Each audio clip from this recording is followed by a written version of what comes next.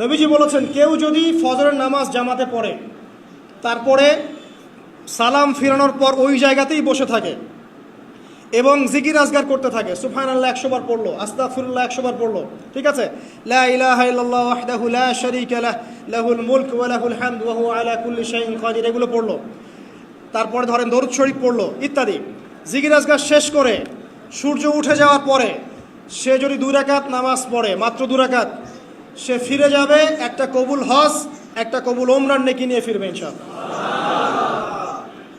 আরেকটা নামাজ আছে, যদি পসিবল হয় পড়তে পারেন, 8টা থেকে 10টার মধ্যে পড়ে ফেললে ভালো, এরপরে সূর্য উঠে যায়, সূর্য গরম হয়ে যায়।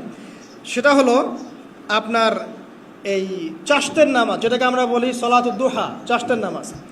আমরা অনেকে রিজিকের সমস্যায় ভুগি না, দারিদ্রতা, রিজিকের সমস্যা, আমাদের অভাব, এই সমস্যা আছে না?